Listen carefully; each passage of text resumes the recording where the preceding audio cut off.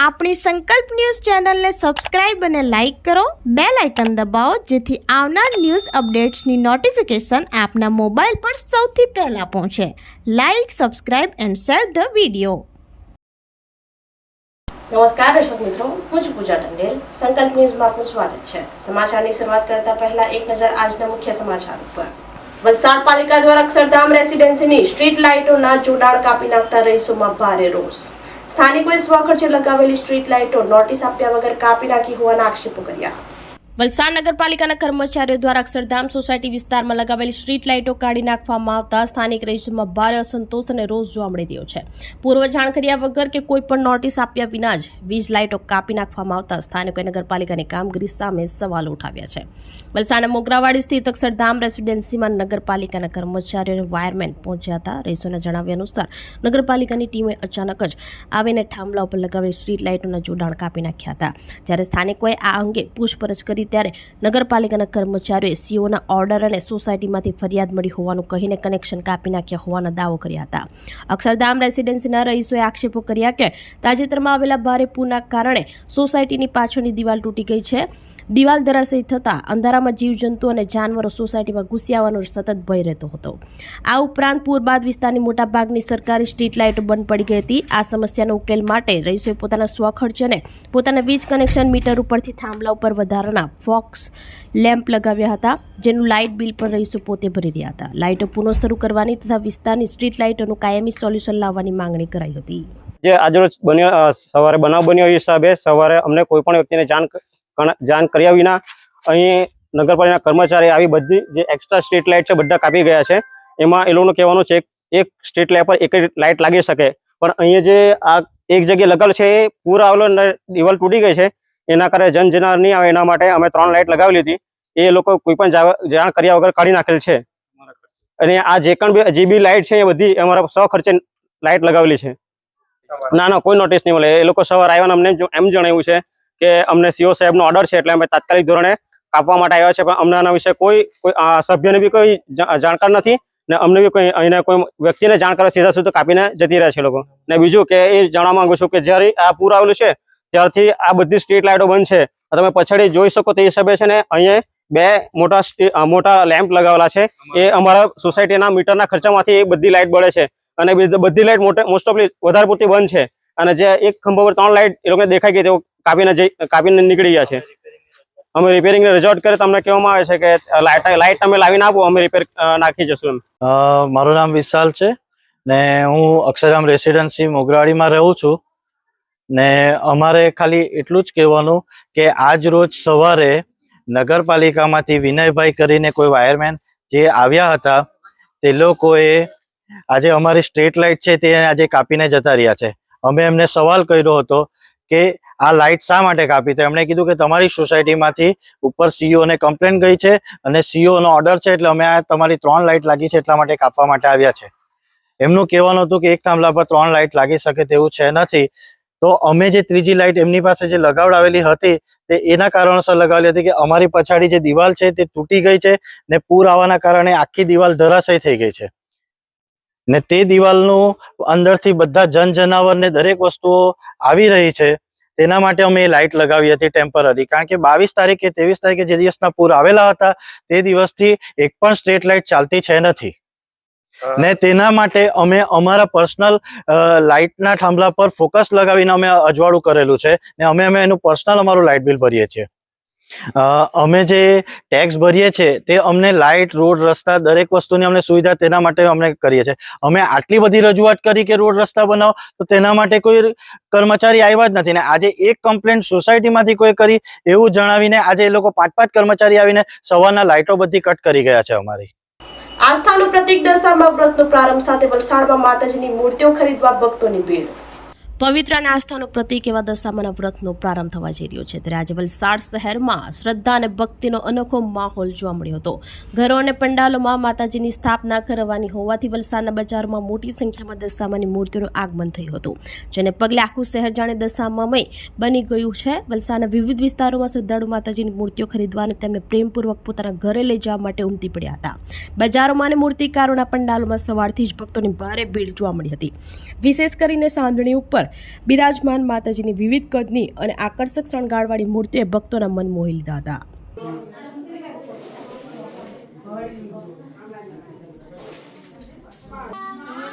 ન્યૂઝમાં ચલાવો અત્યારે.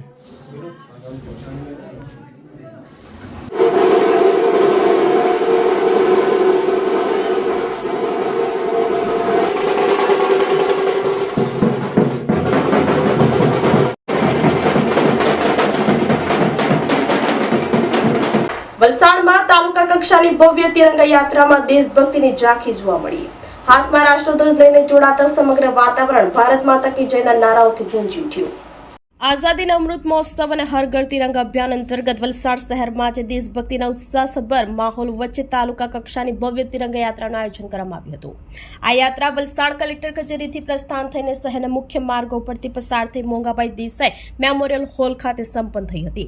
આગામી સ્વતંત્રતા દિવસની ઉજવણીના ભાગરૂપે વલસાડ ખાતે યોજાયેલી આ તિરંગા યાત્રામાં વહીવટીતંત્રના ઉચ્ચ અધિકારીઓ, લોકપ્રતિનિધિઓ, શાળાના વિદ્યાર્થીઓને મોટી સંખ્યામાં નાગરિકો હાથમાં રાષ્ટ્રધ્વજ લઈને જોડાતા સમગ્ર વાતાવરણ ભારત માતા કી જયના નારાથી ગુંજી ઉઠ્યું હતું. આ પ્રસંગે વલસાડના કલેક્ટર નીતિન સાંગવાને જણાવ્યું હતું કે શહેરમાં તાલુકા કક્ષાની આ તિરંગા યાત્રા યોજવામાં આવેલી છે, જેમાં આપણા વલસાડ ધરમપુરના ધારાસભ્ય, જિલ્લા વિકાસ અધિકારી, પ્રાંત અધિકારી તથા વહીવટીતંત્રના અધિકારીઓ હાજર રહ્યા છે. તેમજ જિલ્લા કક્ષાની તિરંગા યાત્રા વાપી શહેરમાં યોજવામાં આવશે. આ યાત્રા કલેક્ટર કચેરીથી શરૂ થઈને મોંઘાભાઈ દેસાઈ મેમોરિયલ હોલ ખાતે આવી પહોંચી છે. આ પ્રસંગે સૌને આવનારા સ્વતંત્ર દિવસની શુભકામનાઓ પાઠવી હતી.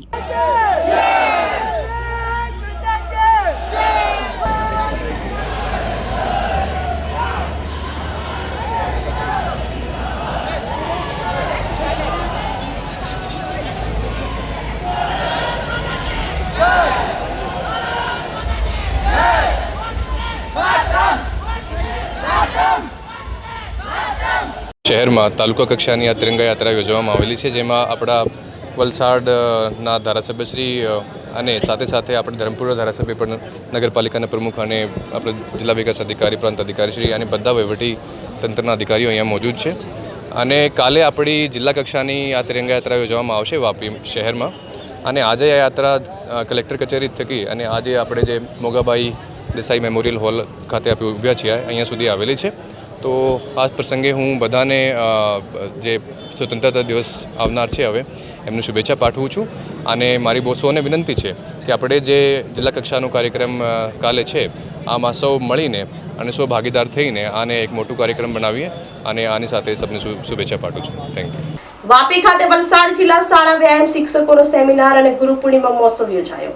વોલીબોલના નવા નિયમો, ફિટનેસ અને સ્પોર્ટ ઇન્જરી અંગે વ્યાયામ શિક્ષકોને અપાય માર્ગદર્શન. વલસાડ જિલ્લા માધ્યમિક, ઉચ્ચતર માધ્યમિક શાળા ક્રીડા મંડળ વલસાડ, ટ્વિન સિટી ક્લિનિક તથા વોલીબોલ એસોસિએશન વલસાડ દ્વારા આયોજિત વલસાડ જિલ્લા શાળાઓના સ્વાસ્થ્ય અને શારીરિક શિક્ષણનો વિષય ફૂડ એન્ડ ન્યુટ્રિશન તથા ફિઝિકલ ફિટનેસ અને સ્પોર્ટ ઇન્જરી વોલીબોલની રમતમાં બદલાયેલા નવા નિયમોની જાણકારી સેમિનાર અને ગુરુ પૂર્ણિમા મહોત્સવ સલવા વાપી ખાતે યોજાયો હતો. આ સેમિનારમાં વલસાડ જિલ્લામાંથી કુલ 102 શાળાઓ અને લગભગ 108 વ્યાયામ શિક્ષકોએ ભાગ લીધો હતો. સેમિનારની શરૂઆત જયેશભાઈ ટંડેલ દ્વારા પ્રાર્થનાથી કરવામાં આવી હતી. ત્યારબાદ હાલમાં દેવલોક પામેલા ગુજરાત રાજ્ય કબડ્ડી એસોસિએશન રેફરી બાબુભાઈ પટેલને 2 મિનિટનું મૌન પાડી શ્રદ્ધાંજલિ આપવામાં આવી હતી. સેમિનારની શરૂઆત પહેલા મંચ ઉપર બિરાજમાન મહેમાનોનું શાબ્દિક આવકાર વલસાડ ક્રીડા મંડળના મંત્રી કેતનભાઈ દેસાઈ દ્વારા કરવામાં આવ્યો હતો. સેમિનારના પ્રથમ સેશનમાં ડોક્ટર જસ દેસાઈ ફિઝિયોથેરાપિસ્ટ દ્વારા સેમિનારની શરૂઆત કરતા ફિઝિકલ ફિટનેસ અને સ્પોર્ટ ઇન્જરી વિષયો પર ખેલાડીઓને રમત દરમિયાન થતી નાની મોટી ઇજાને પ્રોજેક્ટ દ્વારા સમજાવવામાં આવ્યો હતો. આમંત્રિત મહેમાનોમાં જિલ્લા શિક્ષણ અધિકારી ડોક્ટર રાજેશ્રી ટંડેલ, કૌશિક પટેલ, ડોક્ટર ચિંતન પટેલ, ક્રિષ્નાસિંહ પરમાર, સંજીવભાઈ બોરસે, મનુભાઈ પટેલ, અશોક ટંડેલ વગેરે મહેમાનો ઉપસ્થિત રહ્યા હતા. આ ગુરુ પૂર્ણિમા સન્માન સમારંભ તથા સેમિનારને લગતા ડોક્ટર રાજેશ્રી ટંડેલે પ્રાસંગિક ઉદ્બોધન કર્યું હતું. ત્યારબાદ સેમિનારમાં પધારેલા તમામ શિક્ષકોને સ્પોર્ટ્સ કીટ આપી સન્માનિત કરવામાં આવ્યા હતા. વલસાડ જિલ્લાના નેશનલ અને રાજ્ય કક્ષાના મેડલિસ્ટ ખેલાડીઓને ટ્રોફી અને ગિફ્ટ આપી સન્માનિત કરવામાં આવ્યા હતા. આભાર દર્શન દીપકભાઈ પટેલે કરી હતી. કંઈ રમો તો એ તમારું ઇન્જરીના ચાન્સીસ બહુ વધારે અને સ્કિલ એવી વસ્તુ છે કે એ જ્યાં સુધી ઇમ્પ્રૂવ નહીં કરો ત્યાં સુધી એ પરફોર્મન્સ વાઇઝ પણ આગળ નહીં જશે. અમે બી પીટી ભણતા ને બેને કીધું એમ કે ડર અમને પીટી શિક્ષકની લાગતી, ગણિત શિક્ષકની કે બીજા શિક્ષકની ડર નથી લાગતી. પીટી શિક્ષકની ડર અમને સૌથી વધારે લાગતી. અમે અહીંયા હાઈસ્કૂલમાં જ ભણ્યા હતા. 14-14નો રેકોર્ડ છે. હવે ક્યાં એ જીતશે કે આપણે જીતશું, બે જ વસ્તુ છે. પણ માર્યા પછી તમારું બાળક આ મોમેન્ટ પર આવી ગયું છે. હવે ગાઈશું અને એક ભાવના રાખીશું આ સેમિનારની સફળતા માટે. જિલ્લા માધ્યમિક અને ઉચ્ચતર માધ્યમિક ક્રીડા મંડળ તથા ક્લીન સિટી અને વોલીબોલ એસોસિએશનના સહયોગથી એક સંયુક્ત કાર્યક્રમ જે વલસાડ જિલ્લાની માધ્યમિક ઉચ્ચતર માધ્યમિક પ્રાથમિક શાળાઓમાં જે પીટીના શિક્ષક તરીકે કાર્ય કરી રહ્યા છે એમના માટેના એક સેમિનારનું આયોજન થયું અને સાથે સાથે ગુરુવંદના કાર્યક્રમનું આયોજન થયું હતું અને જેમાં શિક્ષકોનું સન્માન કરવામાં આવ્યું. આ સાથે ફિઝિયોથેરાપિસ્ટનો એક સેશન હતું કે જેના દ્વારા વિદ્યાર્થીઓને ક્યાંક રમત વખતે કંઈક તકલીફ પડે તો પ્રાથમિક સારવાર કઈ રીતે આપી શકાય. આ સાથે સાથે બીજા પણ એવા એક્સપર્ટ્સ કોચના માર્ગદર્શન હેઠળ તમામ જે પીટી શિક્ષકો છે વલસાડ જિલ્લાને એમને માર્ગદર્શન માટેના સેમિનારનું સરસ આયોજન થયું હતું અને સદર આયોજનમાં સરસ આ બધાના સહયોગથી આયોજન થયું હતું. તેમાં લગભગ મોટા ભાગની શાળાઓએ ભાગ લીધો છે. તો મારી તમામ શિક્ષકોને ખાસ શુભેચ્છા અને આજે જે તમે સેમિનાર થકી મેળવ્યું છે એ વિદ્યાર્થી સુધી પહોંચાડો અને જ્યારે ગુજરાત રાજ્ય 2030ની અંદર કોમનવેલ્થ ગેમ્સની મિજબાની કરવાનું છે તો આપને વિશ્વાસ છે પણ અને આશા પણ રાખું છું કે આપણા વલસાડ જિલ્લાનું પણ પ્રતિનિધિત્વ એમાં હોય અને એ માટે આપ વિદ્યાર્થીઓને તૈયાર કરો એવી શુભેચ્છા સાથે વિદ્યાર્થીઓને સ્પર્ધાઓ માટે તો તૈયાર કરવાના જ છે પણ એમના જીવન માટે પણ આપ તૈયાર કરશો એવી શુભેચ્છા. Thank you so much. અને તમામ જેમણે પણ આ કાર્યક્રમની અંદર સહયોગ આપ્યો છે એ તમામનો વલસાડ જિલ્લા ક્રીડા મંડળના પ્રમુખ તરીકે આભાર પણ વ્યક્ત કરું છું કે એમના સહયોગ થકી આવા સરસ કાર્યક્રમો અમે વલસાડ જિલ્લામાં આયોજિત કરી શકીએ છીએ. Thank you. જય ભારત. દમણમાં હર ઘર તિરંગા અભિયાન અંતર્ગત ભાજપ દ્વારા ભવ્ય તિરંગા પદયાત્રા નીકળતા દેશભક્તિનો માહોલ સર્જાયો. દાદરા નગર હવેલી અને દમણ દીવ પ્રદેશ ભાજપ દ્વારા દમણમાં હર ઘર તિરંગા અભિયાન અંતર્ગત ભવ્ય તિરંગા પદયાત્રાનું આયોજન કરવામાં આવ્યું હતું. પ્રદેશ ભાજપ અધ્યક્ષ મહેશ અગરિયાના નેતૃત્વમાં 26 શેરીથી શરૂ થયેલી આ ભવ્ય પદયાત્રા હાથમાં લહેરાતા તિરંગા અને દેશભક્તિના નારાઓ સાથે નાની દમણ બસ સ્ટેન્ડ સુધી પહોંચી હતી. આ યાત્રામાં મોટી સંખ્યામાં વિદ્યાર્થીઓ, યુવાનો, ભાજપ પદાધિકારીઓ, કાર્યકર્તાઓ અને સ્થાનિક નાગરિકોએ ઉત્સાહપૂર્વક ભાગ લીધો હતો. સમગ્ર માર્ગ ઉપર ભારત માતા કી જય, વંદે માતરમ અને જય હિન્દના નારા ગુંજી ઉઠ્યા હતા, જેનાથી વાતાવરણ દેશભક્તિથી તરબોળ બન્યું હતું.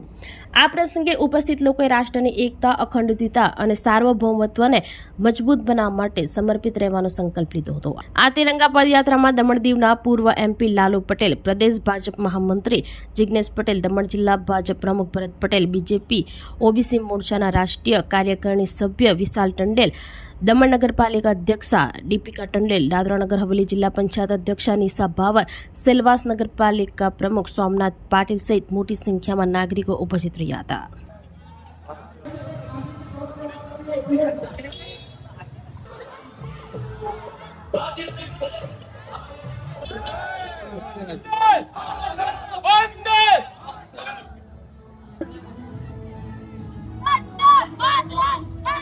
तिरंगा यात्रा हम हर साल, जब से हमारे देश के यशस्वी प्रधानमंत्री जी ने आह्वान किया है कि हर घर पे तिरंगा होना चाहिए, इस अभियान के तहत हम अगस्त में 10 तारीख से हमने और 15 तारीख का हम हर घर तिरंगा का अभियान हम चला रहे हैं. देश में हमारा जो तिरंगा है उसके आन बान शान है.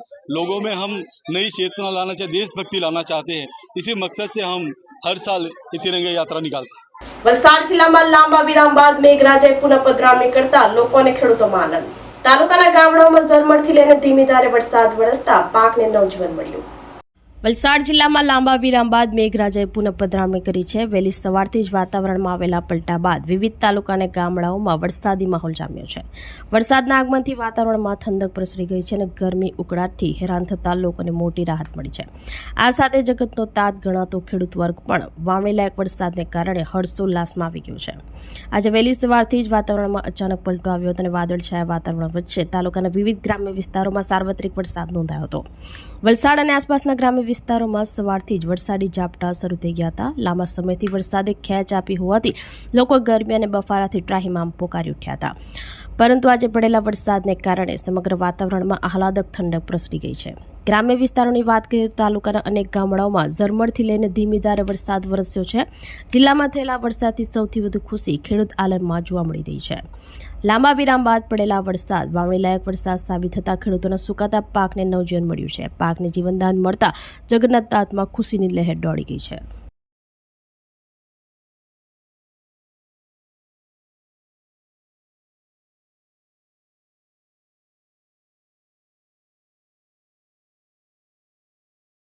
તો આ તાજના સમાચારો, નવા સમાચારો સાથે કાલે ફરી મળીશું. નમસ્કાર. આપણી સંકલ્પ ન્યૂઝ ચેનલને સબસ્ક્રાઇબ અને લાઇક કરો, બેલ આઇકન દબાવો જેથી આવનાર ન્યૂઝ અપડેટ્સની નોટિફિકેશન આપના મોબાઈલ પર સૌથી પહેલા પહોંચે. Like, subscribe and share the video.